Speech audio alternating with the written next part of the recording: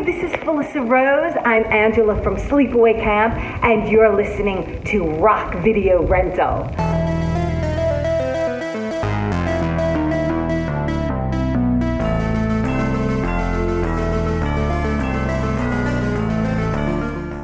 Hey everyone, and welcome to Rock Video Rental. I am Brandon, and with me as always is Caleb. We are continuing on with Rocktober 5, and today we are going to be talking about a classic Italian horror movie, and that is Zombie 2. It is from 1979 and is directed by Lucio Fulci. Now, the plot is strangers searching for a young woman's missing father arrive on a tropical island where a doctor desperately seeks the cause and cure of a recent epidemic of the undead. The cast, we got Tisa Farrow as Anne Bowles, Ian McCullough as Peter West, Richard Johnson as Dr. Menard, Al Cliver as Brian Hall, um, or Oretta Gay as Susan Barrett, Stefania Di Amario as Nurse Clara, and Olga Carlatos as Mrs. Menard. Yeah, this is a movie I've seen quite a few times. I used to have it on Laserdisc for a while. I have it on CED. I think I have it on DVD somewhere, but I might have let somebody borrow it and then never got it back. Yeah. I can't remember. It's maybe down there somewhere, but it always seems to be on some form of streaming platform, so I've seen it quite a bit. Uh, I know this is the first time for you. This is the first time you've seen a Fulci movie. I believe that's correct. I don't think I've seen one before. Yeah, I don't think so. We've only covered a couple Italian horror movies before on this podcast. hmm Um, And I don't think that there's any real reason I probably would have seen one otherwise. So, right. So uh this movie it's got so many titles. I I told you that coming into it. In Italy it's called Zombie 2, and it's actually the first in the series. okay. It's called Zombie 2 because it was kind of in Italy when Dawn of the Dead was released. It was called Zombie. So they Okay. changed the title of it to be Zombie. So when Fulci made this movie, like they wanted to capitalize on a popularity of that movie. So this was almost like an inadvertent sequel to Dawn of the Dead. Okay. So they titled it Zombie 2. But when it came to the United States, they couldn't call it Zombie 2 because there's no Zombie 1 in the US. Mm, Yeah, so they had to call it Zombie. And then I believe it was in the UK and maybe Canada. It was called Zombie Flesh Eaters. okay. So yeah. And there's more titles. I got more trivia and facts about it, but like many Italian horror movies, this has multiple titles to it. Shocking. And there actually is a Zombie 3 and a Zombie 4. I've not seen the fourth one. I have seen the third one, but Is it actually like supposed to take place after this one? yeah, I believe so. I Okay. watched it once and it was a couple of years ago. It's funny because this movie starts off with like no intro. It's like right into the action, and it's that's how Zombie 3 starts off as well. Okay. It just drops you right into the action.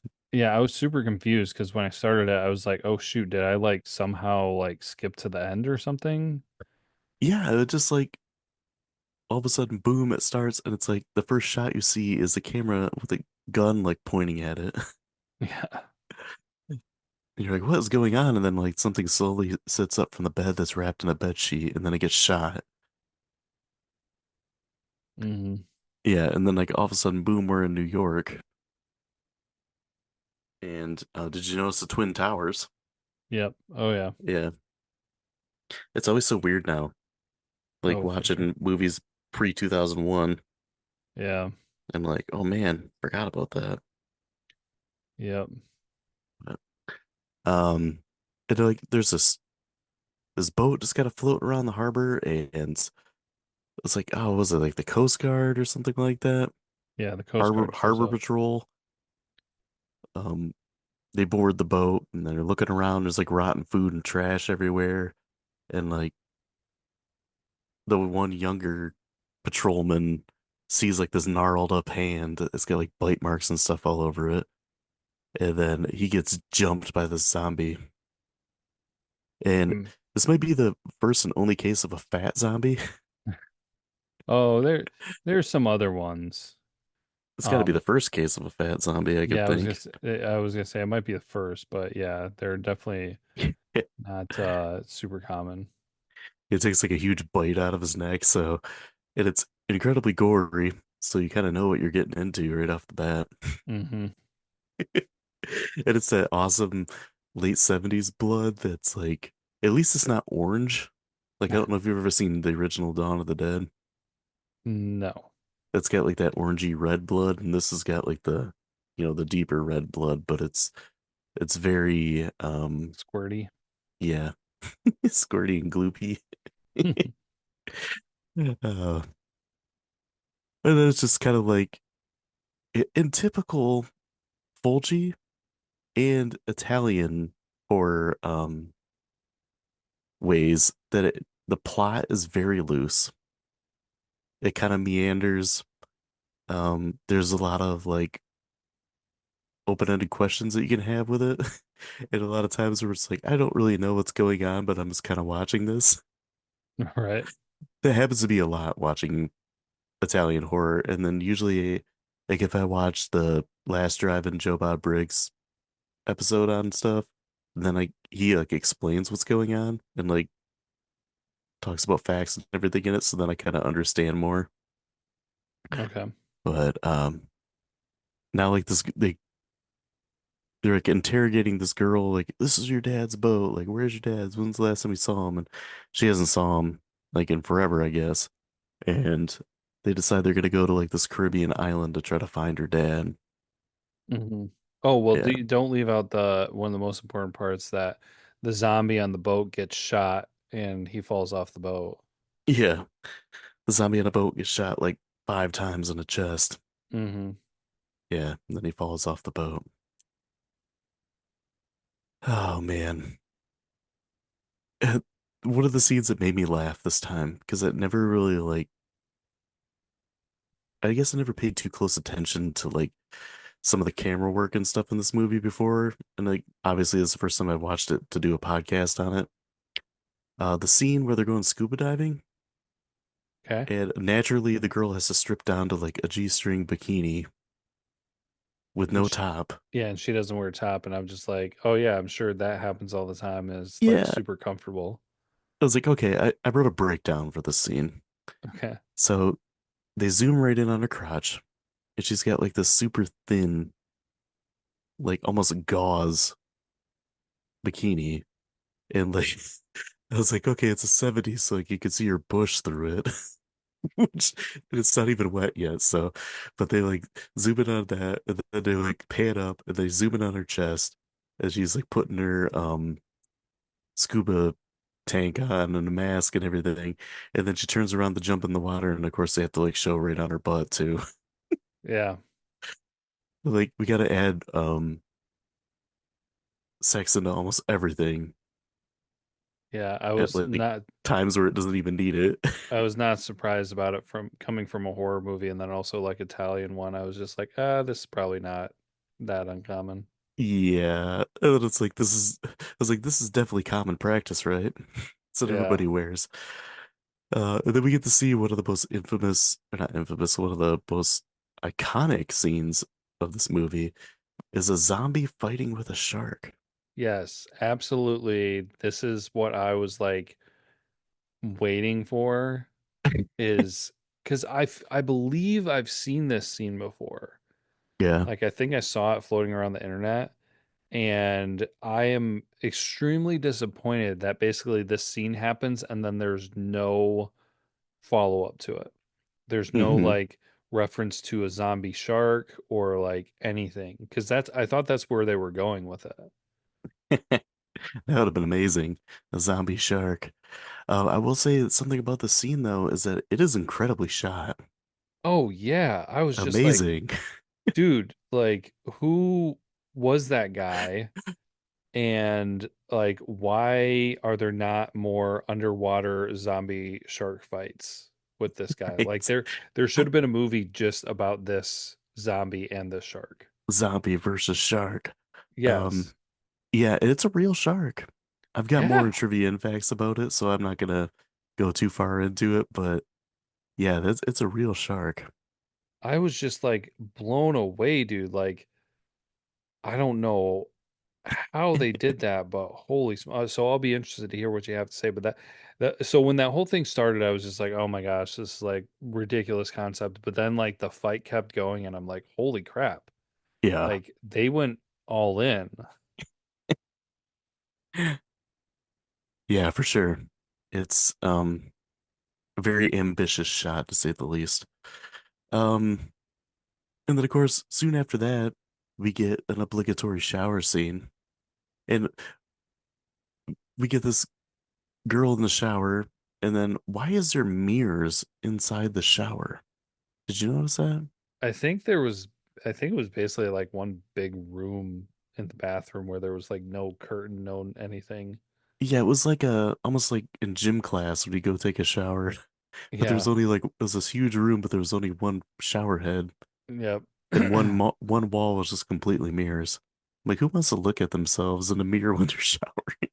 Yeah. Maybe Tom Cruise or something, somebody vain. But I was just like, that's really strange. Christian And Bale then, from American Psycho. yes, exactly, flexing and looking at himself in a mirror. Um, and this leads into the other um iconic scene of this movie.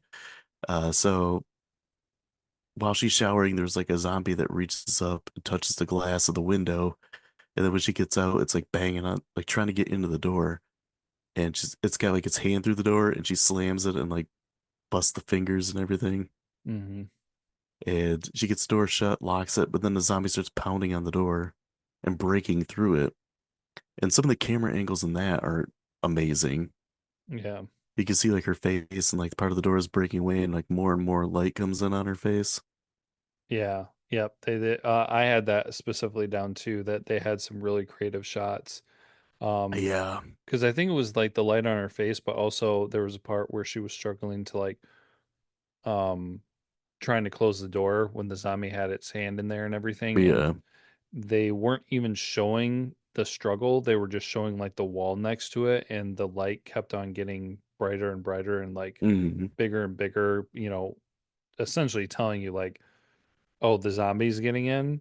Yeah. And then they went back to it, and that's when she was able to close the door. So it was very interesting way. And that I think is one of the best elements of this movie, is that they had took the liberty to do some creative camera work.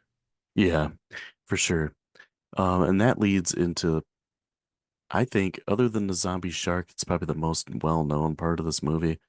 The zombie breaks through, grabs her hair, and is like pulling her towards the door, and you see like this big splinter of wood, and like they show her face, show the splinter of wood, show her face, and then there's like a side shot, and you can see the splinter getting closer and closer and closer to her eye, and you're just like, they're not going to show this, are they? But then they absolutely show it, and like the big splinter of wood goes like right into her eyeball Yeah. in like close up, slow motion. You can see it pierce the eye, and then she screams, and there's blood everywhere, and then that's how she dies. But Yeah. Before she yeah, I gets remember the first time I watched this movie, I'm like, oh my God. Like I did not see it coming. Yeah, once they started setting up the shot, I was just like, okay, this is an Italian movie. I can almost guarantee they're gonna show this. Yeah, this might be one of the first Italian horror movies I ever saw. Mm, So when I saw that, like I was like, oh, she's gonna get away, and then they're gonna have like some fight, and she's gonna get chased slowly, because these are the lumbering, slow zombies, yeah. which we see soon after that where they show zombies like just devouring this body. Yeah.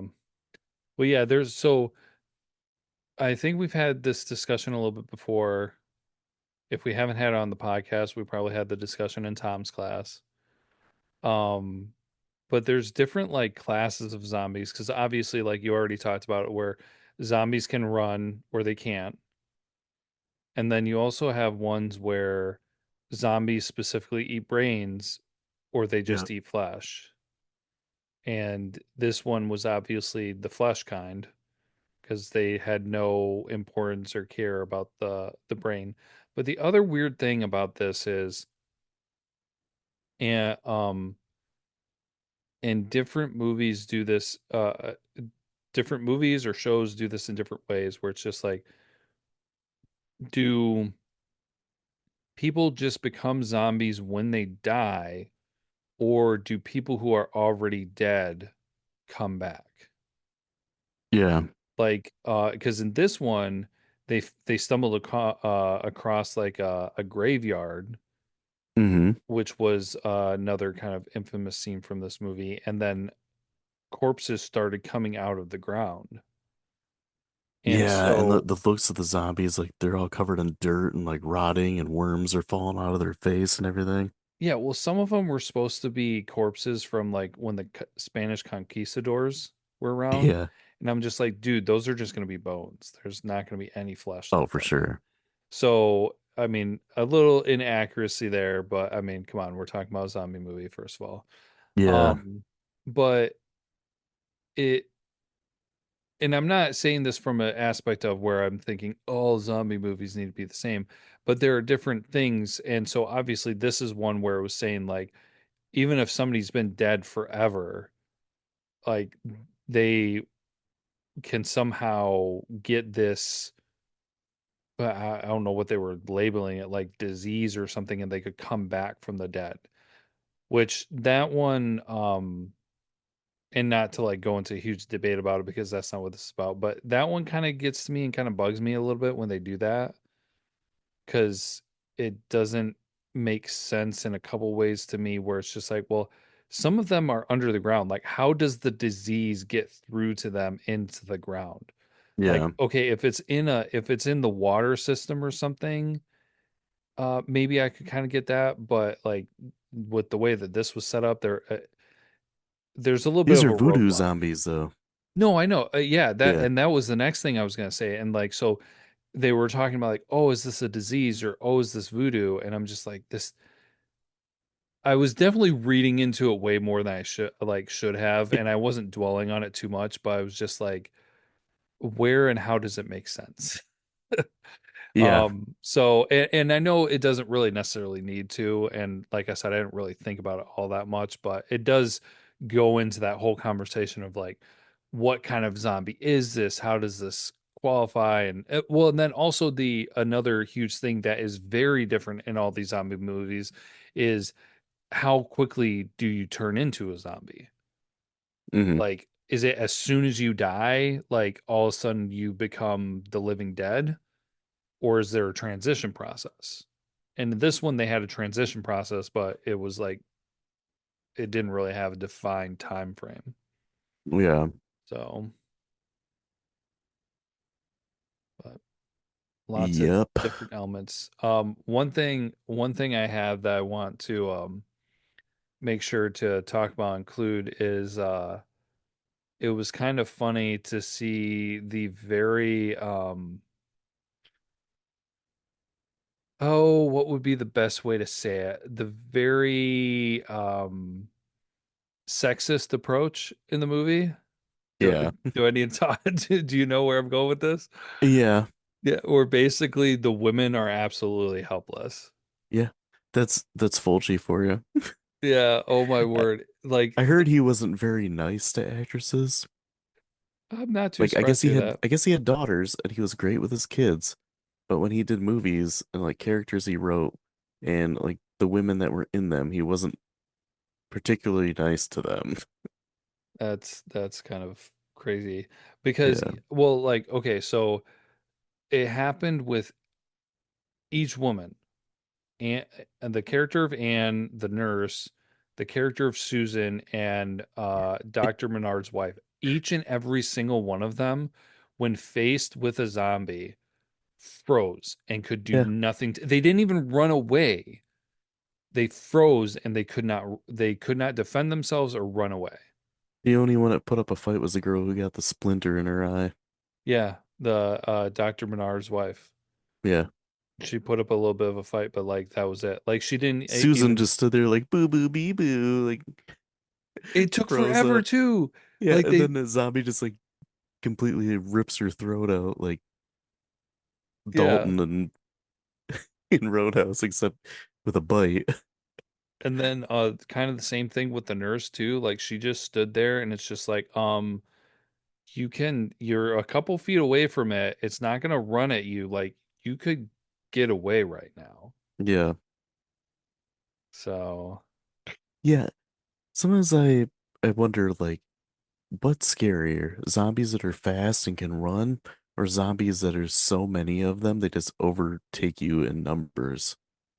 I would Yeah. rather deal with uh, zombies that walk in a large number. Yeah.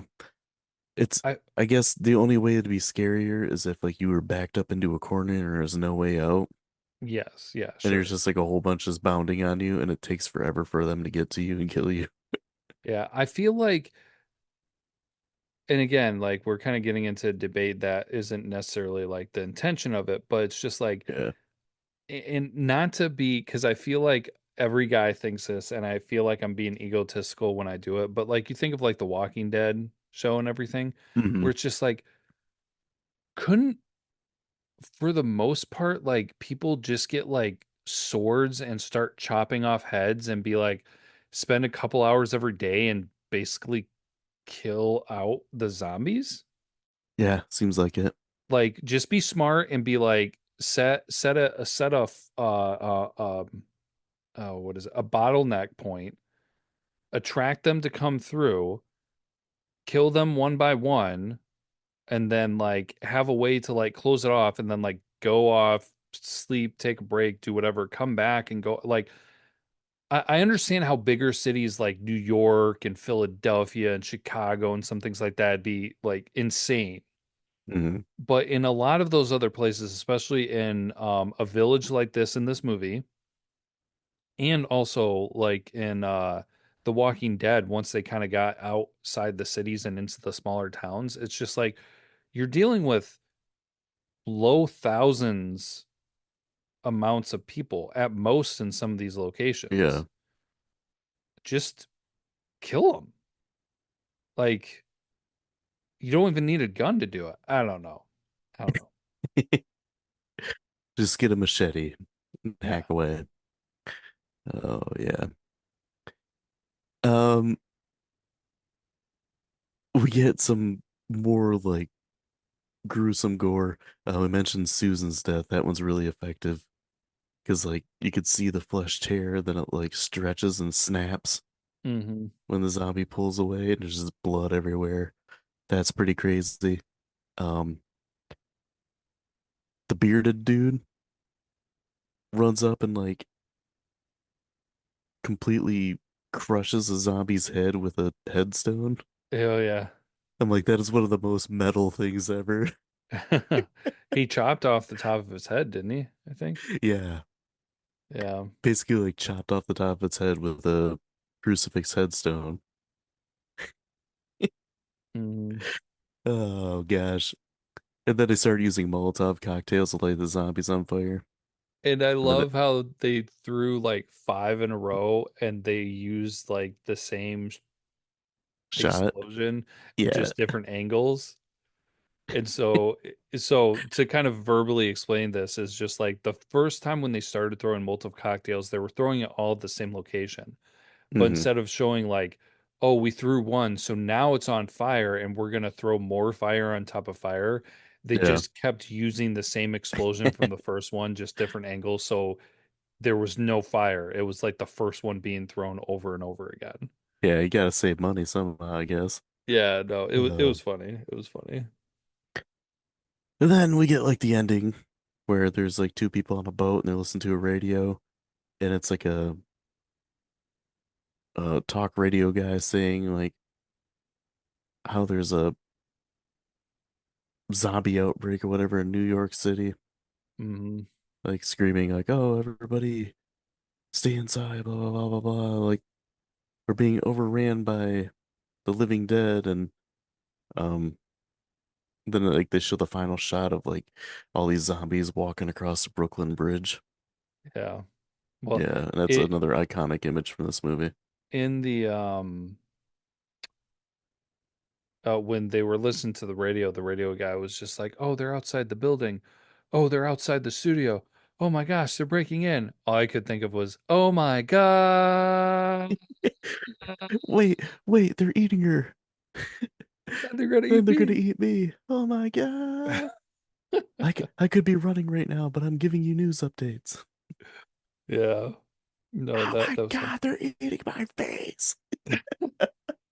The the dumb thing though that I really did not like because I mean, okay, this is back in what, 1979, right though? Yeah. So I guess it's probably wasn't a cliche yet at the time, but the whole thing where like the bearded guy dies at the end and he's just like, "Oh, well, we need to save the body because we need to take it back so that people can research it and everything." It's like, "No. No, you like everybody makes that mistake and it always happens the same. Dump the body over the boat, just go." Yep. He's a zombie now. Treat him like a piece of crap. Yeah. Move on. Yeah, exactly. So, trivia and facts. Trivia and facts. All right. So the New York Post building was used for the newspaper office. Okay. And when they were filming this, the crew actually stumbled into a meeting that was ran by Rupert Murdoch, whom was livid and booted them out immediately. Uh, so Ramon Bravo, a Mexican stuntman and shark trainer and underwater photographer, was the underwater zombie. They originally had somebody else that was going to do it, and then something happened with the guy. Like, I don't know, he was like sick or something he, like he that. got And this eaten other by a guy's like, shark. yeah, this other guy's like, oh, I can do it. So he was already the shark trainer, and he could hold his breath for a very long time. Obviously, you can see that in the movie. He overfed the shark, and then he sedated it before they did the shooting. That's So then, crazy. like, he wrestled with it and then made it look like the shark was biting him and everything. Yeah. But just crazy. Like, I don't think you could ever shoot that in the United States. Yeah, no, I was just gonna say I don't know if you could even do that anymore. Like I don't know. Well, maybe some other countries would do it still, but yeah, Yeah. PETA would be all over you. Oh, yeah, for sure. Especially for sedating the shark and wrestling with it. Yeah. Yeah. So while shooting on location in New York City, Captain Haggerty, who plays the large bald zombie at the beginning, Hmm. he actually walked into the famous bar CBGB's, and he was in full zombie makeup, complete with splattered fake blood and mud caked all over his face and body. Due to the outrageous punk rock styles at the time, and CBGB's being a famous punk rock venue, um, none of the bar patrons like even really noticed him, and the bartender never even looked at him twice. It's kind of funny.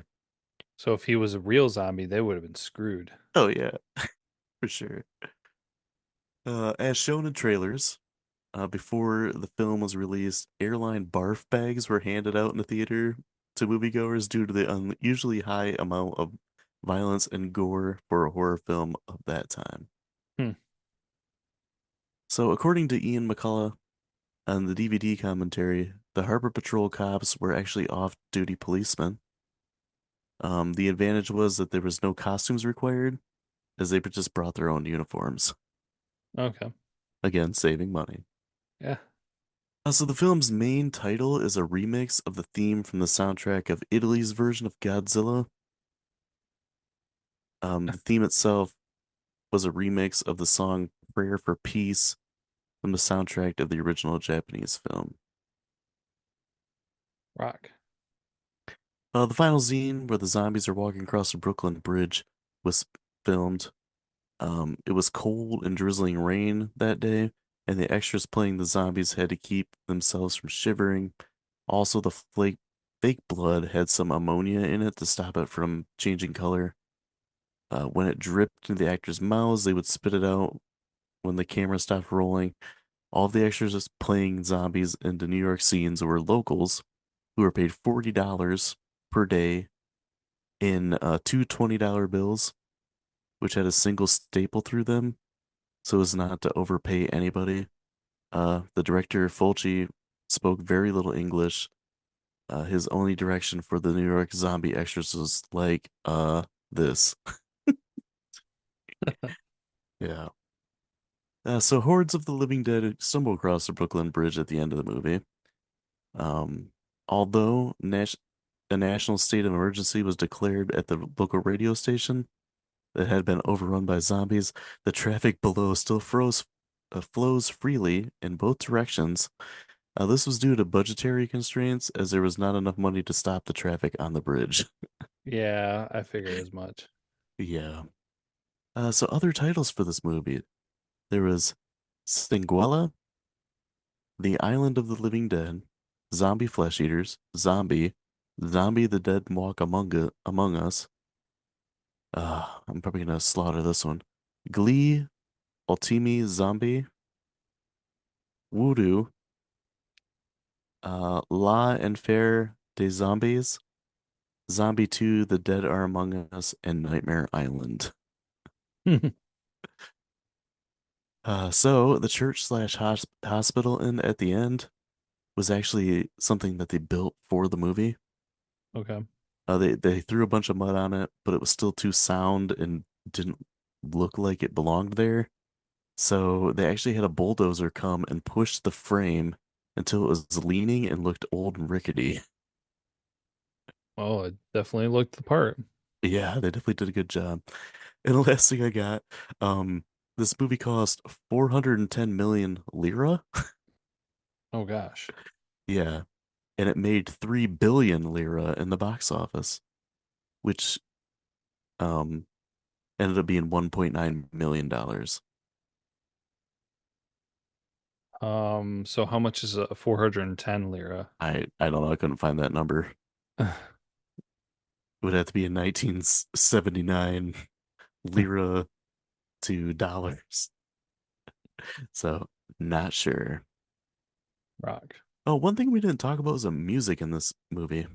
Oh man, that I did not like.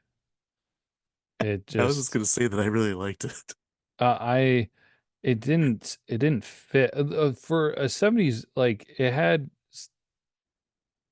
the 70s feel vibe, I guess, but like it just did not fit in my opinion with the movie. Like sometimes it was almost like too upbeat for what was going on Yeah. and very unusual. I mean, like I can get it, like so. I mean, own personal opinion. If you did like it and everything, I just thought it was quirky and it was very unusual and it just did not really fit for the movie for me. That is a common Italian horror thing, especially with Fulci movies, Hmm. where like the music is good, but sometimes it just doesn't fit the movie. Yeah. Um, Fabio Frizzi was the composer for this movie. He was actually a special guest on uh the last drive-in episode they did on this. And he like Okay. played all the music for the show, and then he came at the end of the movie and sat down with Joe Bob and answered questions and stuff. Rock. And how basically he was kind of just given free reign. It's like, what can you up with in a week? So he did the whole score of this movie in a week. Dang. Yeah. And yeah, all synthesizer, and it's the movie's like have some like severe gore and like dread and everything in it, but then the music's kind of like upbeat. and almost like dance music at times. I don't know. It just seems to I don't work for me, I guess. But another movie he worked with Fulci a lot. Another movie that's kind of similar to that is The Beyond, which is a that one's really kind of hard to follow, but it's got some amazing visuals in it as well, Mm. and upbeat music with dreadful things happening. So grades, IMDb, Rotten Tomatoes, what are they? IMDb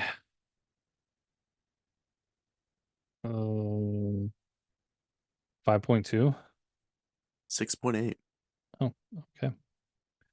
Um, dude, that is our highest grade outside of Texas Chainsaw Massacre That's hilarious. so far for this Rocktober. So, Rotten Tomato, yeah, Rotten Tomato critic, 82%. 41. Oh, okay. Audience 62. 69. Okay. 69. 69 dudes. All right. I'll let you go first this time. Um, this one's a bit unusual. Like, well, it's an Italian movie.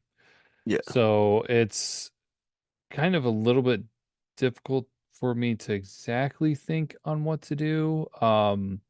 It was a good movie. I gotta remember, like, part of the time when I was trying to critique this movie and everything after I finished watching it, I was feeling like I was being a little bit too harsh on it because I mean it is 1979, Yeah. so it's not like, you know, from the 90s or early 2000s.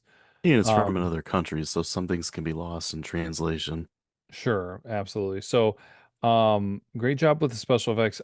The shark scene is just like beyond amazing. I mean, I don't. I would love to know what other movie has anything similar to that. That was just crazy for me because it just kept going, kept going. Yeah, Creature from the Black Lagoon is one of those too, with some really amazing underwater visuals. Yeah, but not with like another living creature, is it? It's like No, there's humans. parts where the creature's like pulling someone under the water and stuff. No, I know, but like it's a human. Yeah, It's right. it's Yeah, not nothing like with a shark or anything like that. yeah, it's Yeah. not like a human with an octopus or a human with like a what's something I don't know, A whatever. dolphin. Some yeah, well, a dolphin's not super scary. A zombie dolphin. Um, but yeah, so that was absolutely awesome. The storytelling was a little bit clunky. Some of the acting was kind of so. Well, okay. We didn't get into a whole lot. There was Yeah. several parts of acting where it was just kind of funny rather than serious. Yeah. Um, but I mean, that's kind of what it was and what it was at the time. You know, it is an Italian horror movie. So I don't really have a lot of context for other things to compare it to because this kind of like how Scary Movie didn't really fit in with a lot of the other movies that we've talked about so far this month. I feel like this Yeah. movie as well kind of sticks out a little bit too compared to most of the other ones. So I don't know if this is I would kind of compare it to those other ones. I I feel pretty good giving it a 4 out of 5. Rock. You're not too far off from me, actually. I gave it a 4.5 out of 5. Rock. Um, it is one of my favorite zombie movies, but I'm not like a huge zombie fan. I just what I like about the Italian zombie movies is that they're just brutal and they don't care if they have like downer endings, and they know that what you want to see is cool looking zombies doing outrageous kills, which is what this one does pretty well. Mm-hmm. Like I love the gore. The music to me is like I like it. It's quirky and different, I guess is why I can appreciate it. This one has like a loose plot, much like other Fulci movies, but to me, like, you're not really missing anything. Like, because the first couple of times I watched this, I didn't even like pick up that it was voodoo that was bringing these zombies Okay. up and everything because it's so like gray in parts, you know, Yeah. and you find yourself kind of spacing out. Sometimes the dialogue and the acting's not the greatest, but when they did Italian horror movies back in the day, they would have Italian actors and American actors, British actors, like Ian McCullough is a Scottish actor. They would all be speaking their native language and then they would dub them over in post. Mm. So a lot of times the acting performances can seem a little weird, and it's because, you know, this actress is speaking Italian to a guy who's speaking English, Yeah. and they're just basically memorizing their dialogue and feeding back and forth, and neither one of them understands what the other one's really saying. Hmm. And it's just, yeah, some of that stuff's weird to me, just to think about now because nothing would ever be made like that now. But that's how they did it, like back in the day. Yeah. But yeah, I think a solid 4.5 out of 5 for me. Um, Maybe on a different day might be a 5, but um, yeah, it's definitely one I enjoy. I think sometime I might just have to pick like a random month that we can just watch like some Giallo movies or something, Mm. so you can see some more of like Italian stuff and how it's handled differently with some other things. We did watch Blood and Black Lace for the classic horror Yeah. um, marathon. So they're a little more towards that. I remember you liked that one a fair amount, so. And there are some really good ones. And we have another Italian horror movie coming later on with Suspiria, which I'm looking forward to watching again. But before we get to that one, we're gonna have a classic slasher called The Burning. It's from 1981. And it's got some things that are similar with Friday the 13th, but there's the cast in it is one of those where you look at it in hindsight and you're like, wow, there's a lot of famous people in this movie. Um, and it never really got too much recognition until years and years later, probably partially because of that. And at the time, it was kind of seen as a Friday the 13th ripoff, but I got more about that when we talk about it next time. Rock. But if you guys are liking the show, please like, subscribe, share, follow us on social media. We're pretty much on every single platform. We got lots of stuff going on TikTok. We got lots of stuff going on YouTube, so check those out. And if you guys love slasher movies, come by next time. We're going to be talking about The Burning. And until then, as always, be kind and rewind.